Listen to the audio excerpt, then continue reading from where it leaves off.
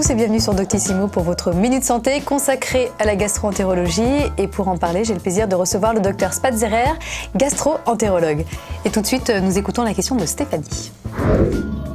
Stéphanie souffre de maux de ventre depuis plusieurs années. Les examens n'ont rien révélé et son médecin dit qu'elle est colopathe. Qu'est-ce que c'est ?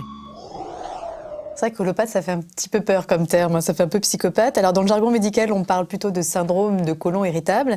Docteur Spatzerer, sur quels critères on peut poser ce diagnostic qui concernerait quand même 20% de la population et pour changer, essentiellement des femmes? C'est vrai qu'il y a une prédominance féminine, mais on appelle ça aussi un trouble fonctionnel intestinal.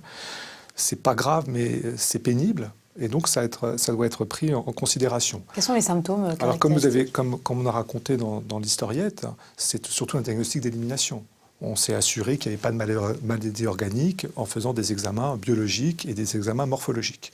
C'est des gens qui se plaignent de ballonnements, de douleurs, d'alternance de diarrhée-constipation, sans substratum anatomique. Mais ça ne veut pas dire qu'ils n'ont pas mal. On estime, en fait, pour faire simple, que ce trouble fonctionnel intestinal, c'est porté une fois que un diagnostic de maladie organique a été éliminé. On est d'accord. Ensuite, c'est la rencontre de trois choses. C'est la rencontre de la sensibilité viscérale de chacun. Qui est différente. Qui est différente. Qui est plus élevée chez les femmes, si j'ai bien compris. Qui est un peu plus élevée chez les femmes à certaines périodes.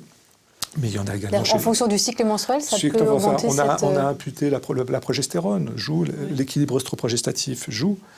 Le deuxième élément, c'est la flore colique. La flore colique, c'est un véritable organe. Vous savez que quand vous avez une selle, enfin, si vous avez la curiosité de regarder, 30% du poids, ce sont des bactéries, alors que ce sont des êtres microscopiques. 30% du poids. Vous avez au niveau du côlon droit, par exemple, plus que 10 puissance 14 bactéries. Donc c'est énormissime. D'accord, c'est un bouillon de bactéries en fait. Exactement. Et dans ces bactéries, vous avez des bonnes et des mauvaises. Et là, il y a une répartition à bien voir. Donc 1, la sensibilité, 2, la flore colique, et 3, la rencontre avec l'alimentation. D'accord. Et avec ces trois partenaires, eh ben, parfois ça se passe parfois bien, parfois moins bien.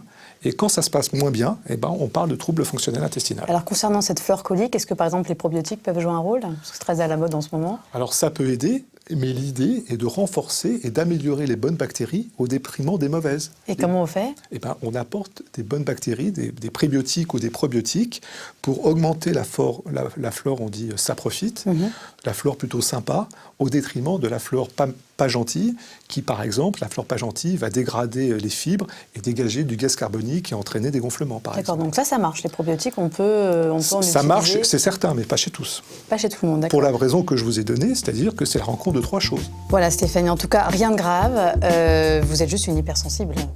Voilà, entre autres. On peut dire. Merci beaucoup, docteur Spatzerer.